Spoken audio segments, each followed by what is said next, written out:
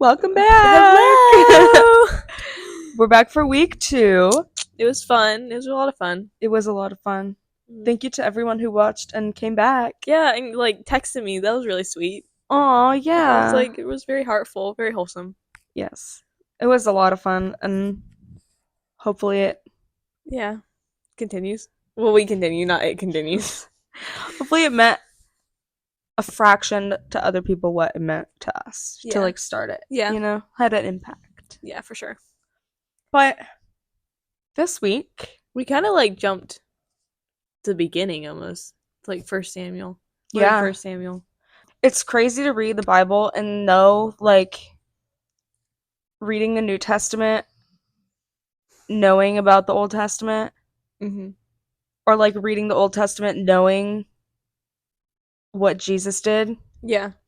And it's like those people had no idea. Oh no! Like I'm reading this, I'm like, how'd y'all not know? And I'm like, well, wait, they didn't read the Bible. They just They didn't have life. it. It's so crazy. Yeah. Like I wonder if,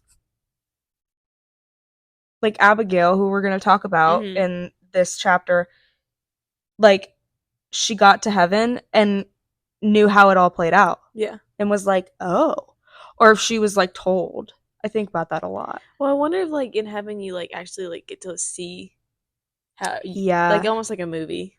Yeah, Austin and I have talked about that. Like when you get to heaven, because we don't know exactly how it's gonna be. Like, do you remember everything from your life other than that you followed Jesus? Yeah. Like, do you remember those things? And I was like, well, I like to think that I will. Yeah. You know, like I'll reconnect with people and have those memories of life to look back on. But then at the end of the day, like if you get there and that's not how it is, you're not going to know anyway. Yeah, no. Like you won't even remember thinking that way. So you'll just be happy for your eternal life. Yeah, you'll just be like, oh, this is nice. Yeah, oh wow, thanks. Sunny and 75 every day. I wish. I miss summer. I'm just like now every single day is summer for me. Hopefully. I'm just kind of thinking it, and eventually it will be summer. Letitia's shedding. I know your horses don't have enough hair to shed, but Letitia does, and she's shedding a lot. That's when, like, spring's coming. Early spring. I'm hoping. The groundhog, he better see his shadow?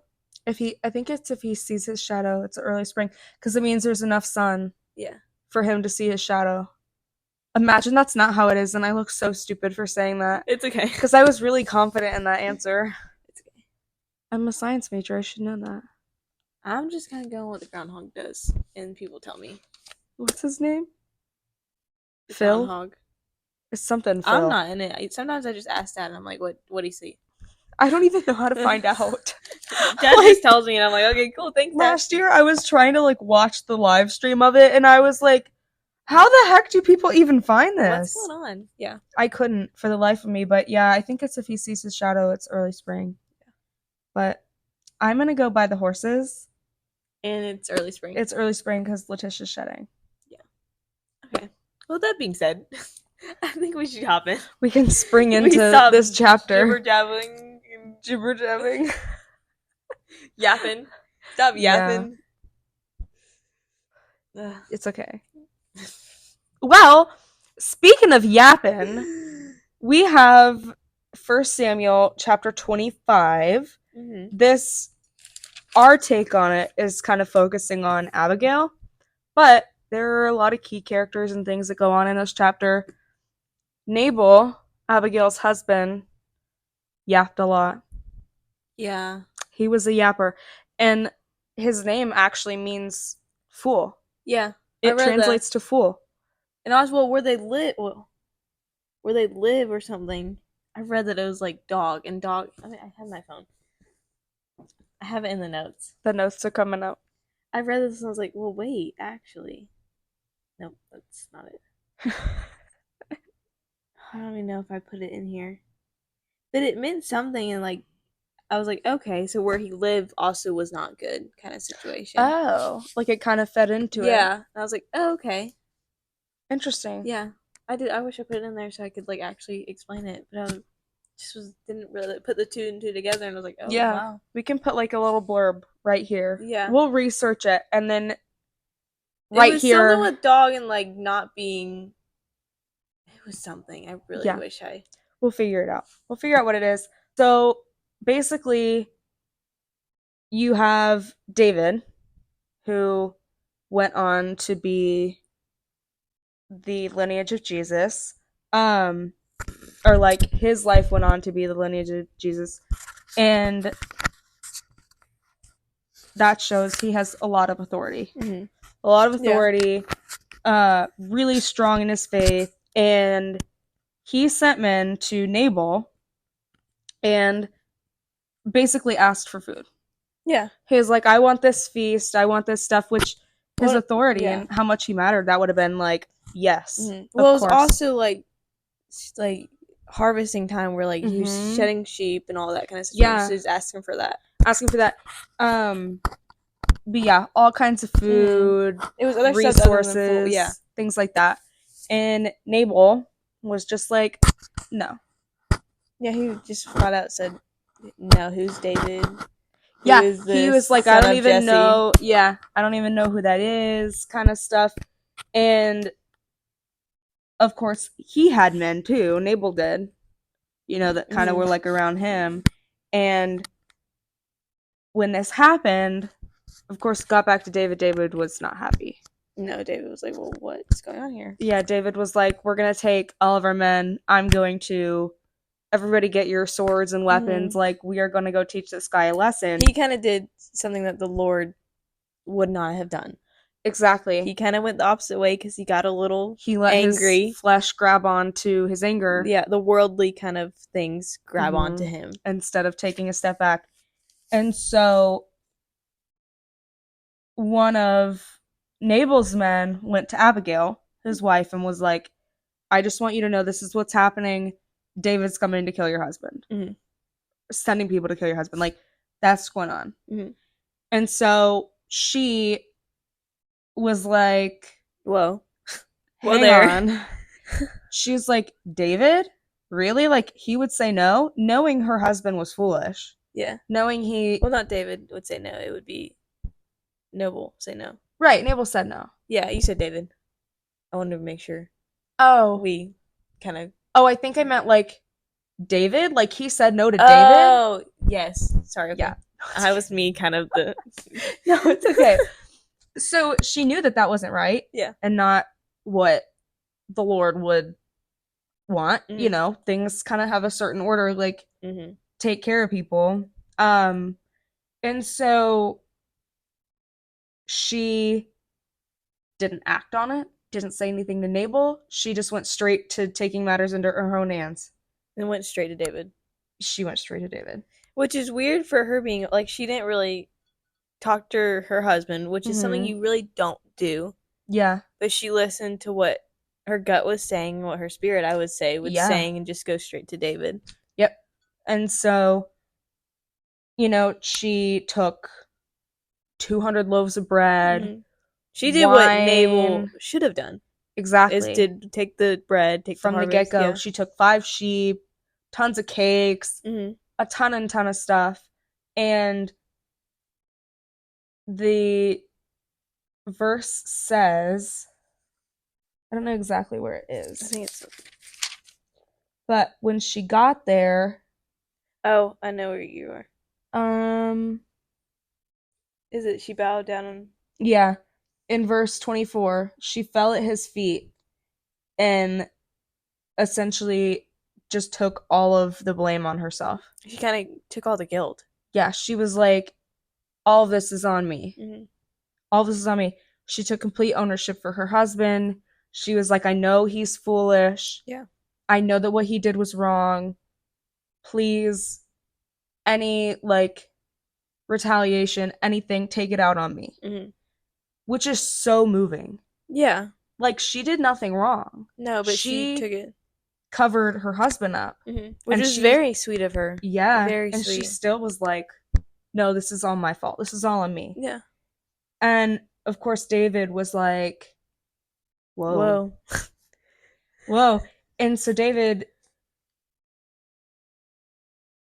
thanked her and recognized that the Lord sent her in his path to keep him from doing something that was really bad. Far off God's plan for him. Yes. And she ultimately, for that day at least, saved her husband's life. Yeah. Because she covered up, she picked up his slack. Yeah, she did. She's being a very godly woman. Exactly. And listening to what the Lord was trying to help, mostly on both ends too. Not really just her, but for David, saving him from what he was about to do, and then saving her husband from that day. Yeah. The story goes on that the next day, when she told her husband what happened, because she came home and he had wine. He was drunk. And she was like, not doing this right now. The next morning, she told him, and he had a stroke from what she told him and did not make it. But for that moment in time in God's plan, she saved his life. And she saved David from doing something really crazy. Yeah. And all she did was follow the Holy Spirit inside of her. You know, she knew what was right and she did what was right. She didn't let her flesh or fear, because I mean that took a lot. Yeah. I mean, I would definitely have been like, okay, well, this is a little scary, going by myself to somebody I've never met, but I know I need to meet. And you know he's mad, and he's got 400 men. Not mad. It's not just mad. He's mad at your husband. Yeah. So, I mean, that's scary. And you're one. You know, when you're married, you become one. Oh, yeah. And it doesn't even, like, she didn't even just go to him and contact him. Like, it says she fell at his feet. Like, she bowed down to him. And that is just an unspeakable display of grace. She was humble. She was very humble. And that's what I think we all need to be when it comes to God. We can't just think we can do it, because we can't. We cannot. No. We need to be humble in the Lord and just be like, please take this. Yeah. I can't do it. Please take this. Yeah. You can fluff it for a certain amount of time, but at the end of the day, that is a piece that, if you're going to do it how he has intended it and how he has it planned, that's going to lead to a lot more than if you just do it on your own plan. Yeah. You do have to have that. You have to have that guidance. And she just was like, okay. Yeah. Got it. It was fun. It was very fun to read. I was like, wow, this is actually so cool. Of how what she's going through and how she's taking it and how she's letting God kind of control her life, and she's just trusting him, and she's just going with what he's calling her to do. That's always just so fun to read. Without a blink of an eye. And to me, I mean, that is a huge piece of this story that sticks out. It's just like, yeah, that really did to me. She didn't think twice about it. No. Like 200 loaves of bread, 200 cakes, 5 sheep. She didn't just bring a few things. No, she brought everything probably she thought of that day. And just because she knew that that was the right thing. It wasn't the easy thing to do. No. The easy thing was to be like, Nabal, are you kidding? What are you doing? Come on, like, you go do it. It was your Or she could have been silent. Anyways. I mean, she could have been silent about it. She could have just not done anything. And knowing what was going to happen to her husband, looked at it, well, that's not my business. So what happens to him happens to him. And it's his responsibility to fix it. But she knew that that wasn't how she could play into it. Yeah. And that she could do more, and she did. And I think that everybody can take note of that and be like, wow. And it kind of is like, take care of your people. Yeah, that's really what it is. We don't all have 100% to give every day. And well, even I read on this, like, she allowed God to take over her enemies. So, like, somebody that you have the enemies of you, she allowed God to just take care of it. So I think we need to do the same and just be like, we can't take care of it. We can just sit here and just allow God to do it. Yeah. And that's kind of what that is. Well, and the way that she treated this situation, obviously, like, she knows her husband is has his challenges. Yeah. And you know that she has to be frustrated with him. And she had to have struggles with that. And probably in ways that are a lot bigger than when we get frustrated with each other. Like, when we get frustrated with people, you have to imagine that her issues have been bigger than those. Yeah. And she's still in this mindset after being married to him for years and putting up with his antics, and she's still in this mindset of, well, I can do something about this and nobody has to get hurt. Yeah. I love my husband. Yeah. I'm going to do this for him and allow God to work his way through all he needs to work through. It's crazy. And such a special thing that we get to know about. Yeah. And let guide us in that and use it as an example. We'll learn from it. We get to read this and learn from all that everybody did. Yeah. And so that's good to just see. Absolutely. Oh, this one really stuck out to me. Oh. This really stuck out to me. So Abigail's married to this guy. Oh, I know you're about to go. She saves his life by going to David and stopping all this from happening. He has a stroke anyways. Well, it reads here that, like, the Lord has returned the evil of Nabal on his own head. Yeah. Yeah. He, even though she fixed this side of it, this still happened. Just because she did this, like, God still had his plan. You couldn't have changed it. It was just how God led you around it, kind of situation. Yes. And so I think, to me, this also goes back because Abigail, when David found out that Nabal had died, he sent his men to Abigail and was like, I want to marry her. And that, to me, is kind of another testimony that what is truly meant for you will always be yours. Yeah. No matter what. Like, you can go as far away as you want from it, but if God has something for you, it will always find its way back around. It will always come back. It will always be there. Somehow, God will get it to you. Which, that is just, I love that. Knowing I mean, it may take a long road. Yeah. Because, I mean, you may have ran miles away. But then it will, it will slowly and surely it will always just come back. Yeah, 100%. I think that's just so comforting to know that, like, oh, well, that friendship, that relationship, that anything didn't really work out. Well, it's truly just because it wasn't mine. It wasn't mine in the first place. Because now, I can go all this time and go through all these hard things and just stay really strong in my faith. And just, trust. I mean, even like in the season of waiting or season of something you're in. Yeah. It will take a long time, but just I think God really is just during that time wants you to just come to Him and be like, I just want you to come to me, learn, read my words, just kind of really come to me. And I think that's just kind of what He does in that time of waiting, and just so He can direct your path while you're doing this and while you're learning at the same time. Exactly. Yeah, it's like, He doesn't want you to walk through that door alone. He wants you to walk through it with Him. He wants to walk you through the door. He wants to open that door for you. Yeah. And looking at it that way, you kind of can see it, for me at least, that just helps me so much to see it as,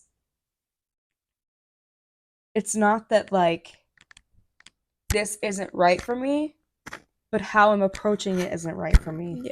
Yeah. Like, let Him lead you into it. Don't go into it. You don't have to go into it alone. You don't have to do anything alone. Yeah, no.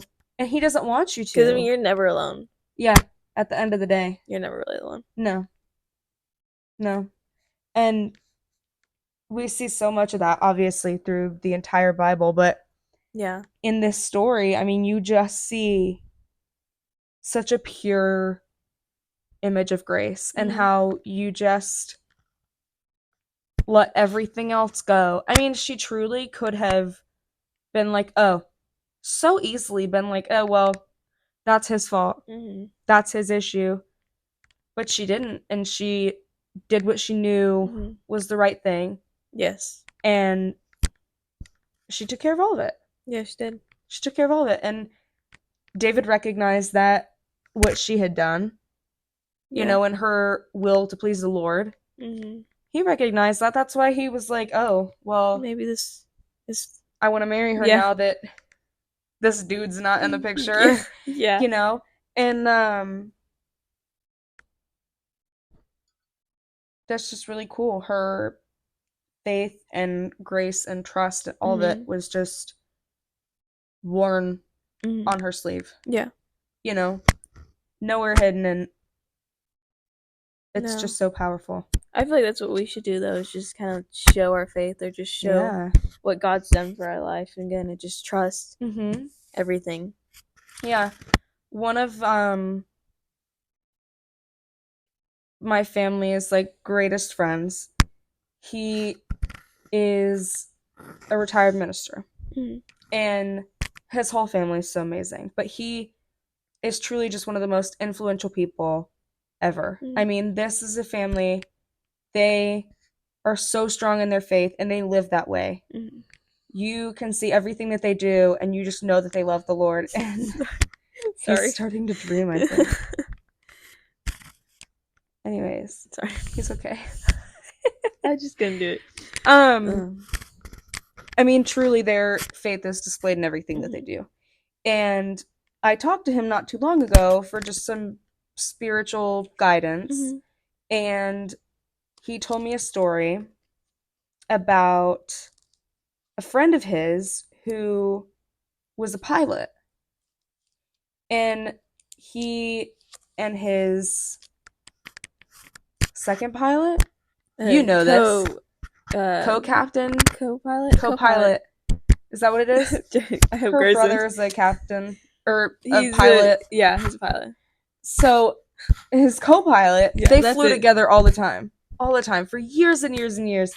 And one day, randomly, his co-pilot was like, "Hey, you know, like, where exactly do you stand on like a religious scale?" They had known each other for years. They were so close, did everything together. He was like, like, would you call yourself a Christian? And he was like, well, if you have to ask me that question, then I obviously must not be. Because the way he saw it was, if I'm not living and acting in a way that you can look at me and go, you're a Christian. That man loves God. Yeah. That man lives for God. That woman lives for God. Yeah. Whomever it may be, then he was like, well, then I'm not doing my job as a Christian. Yeah. And I was like, wow. That's big. Like, that's huge. And it's such a good reminder. I mean, for me, like, I think about that story a lot, and it really helps in situations where emotions are so high. Yes. And you just want to react. And you have to take a step back and be like, my actions right now, my way that I go about this situation reflects God. Yes. Because that's who I've given my life to. So whatever I do in this situation is a reflection of God. And is the way I want to react truly a reflection of God? Yeah. Is me letting my anger take the best of me truly a reflection of God? And, being like, oh, not my, what is it? Oh, I say this all the time and I don't even know it. Not my circus, not my monkeys. You said no to giving him food. Too bad for you. Deal with your consequences. But that's not what Jesus would have done. No, and it talked that when I was researching, it talked about that. It was like, you have to do what Jesus, or you have to kind of live like Jesus lived. That's kind of how we're supposed to. Yeah. I mean, he came and lived in the human world, this perfect man who deserved nothing that happened to him. No, not at all. On earth. And he still did it. Because God loved his creation so much that he sent his perfect son. His one and only son. His one and only son could do no wrong and lived through all these horrible things, never wavered. No. Not once. And saved each and every one of us. Every single one of us. And, none of our anger, none of our reactions, instead of being proactive about things, that doesn't reflect that. Yeah. It is the, well, my husband may not have done it, but David needs this food. He deserves this food. Mm-hmm. This is the right thing to do. He called for it, so there's a reason why he needs it. Exactly. And took matters into her own hands. Traveled, I don't even know how far she traveled. On a donkey. Yes. On her donkey. So it must have taken a while. Yeah. And, you know, like, that is a reflection of what Jesus would have done. Mm-hmm. That is living by his example. And obviously, you know, none of us are going to live up to it all the time. No. But that doesn't mean we can't try. No, I was going to say we try our best. In every situation. And, I don't know. It's just such a cool message. It really is. I mean, it's a long one. It's like, but each and everything kind of has its own purpose and why it's written out like this. Yeah. And it ties into so many other stories in the Bible, too. It really does. I mean, you look at these things and it's just like, wow. Yeah. You know, everything has so much intention behind it. Oh, yeah. Like, everything. Like, just one little word could just mean so much. So much. And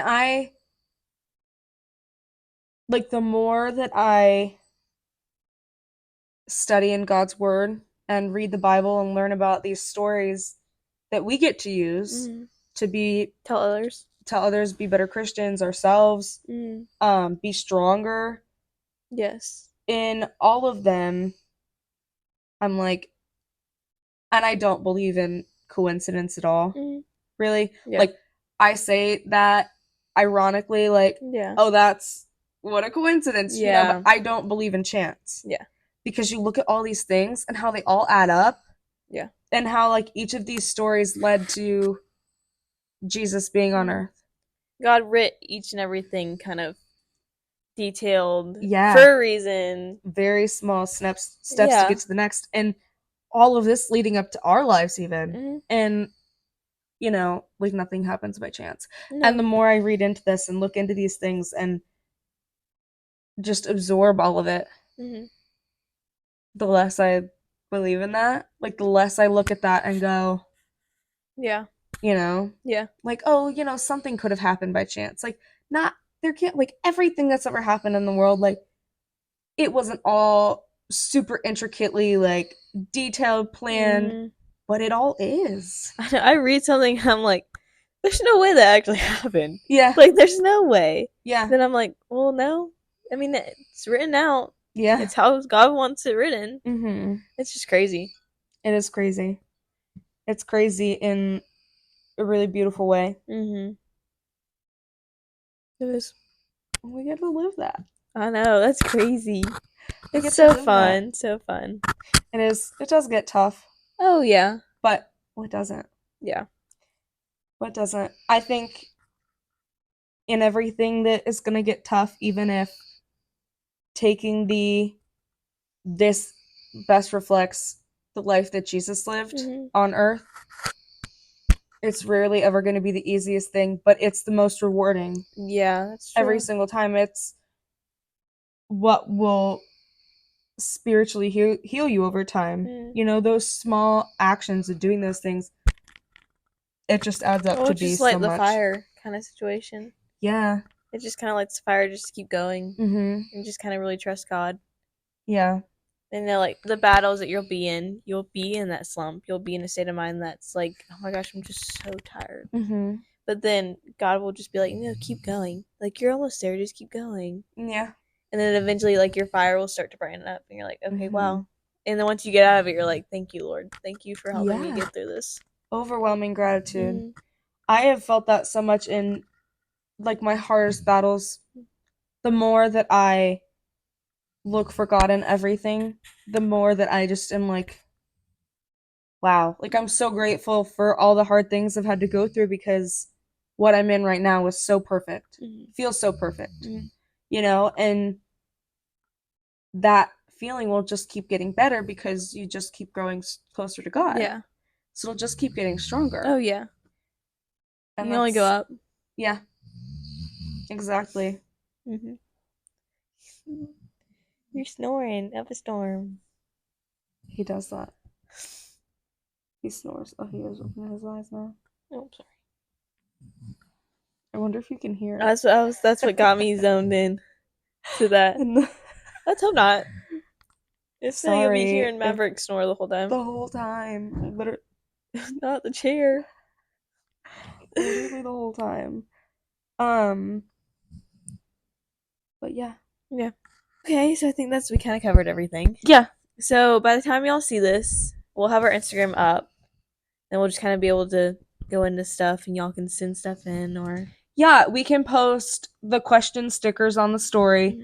If there are specific verses or chapters you want to hear about, or if you have certain takeaways that you want to share. Yeah. If you ever have any prayer requests or, just need to talk about anything like that. Or you want us to cover that. Yeah, we can talk about it on here. Like you don't understand something quietly, because sometimes I read this and I'm like, I don't understand. I have to ask my mom. Yeah. So if you ever just want us to go over and see if we just say something that helps you. Yeah, because that's what we're all here for, is to, encourage each other and share those perspectives that are still, in a biblical sense that like, because we always have those conversations where I'm like, I just need to hear Lily's side of it because I feel like it'll make my feelings make more sense. Yeah. And I mean, because I read that, I sent you my notes, and I was like, well, what do you think of it? Yeah. But that's so fun too. Yeah, I love that side of it. So we can do that if you want to share stories, testimonies, anything like that we can talk about anonymously. If you want us to share who it is, anything like that, and then you guys can get specific updates, behind the scenes sort of fun videos we can do on that as well. So yeah, that's it. That kind of rounds up this week's episode. I think it does. Yeah. So thank you guys for tuning in again. Yeah, thank you. And I think Friday is going to be our posting day. So we'll post every Friday. Obviously, if, life happens, we'll work around it. We'll work around it and let you know when it'll be posted. But we're going to have all that stuff kind of up. Yeah. And we'll be able to kind of just go with it. And share stories. Yeah. So yeah. Yeah, thank y'all. Thank you for listening. Yeah. On this note, we will see you next week. Yes. Bye. Bye.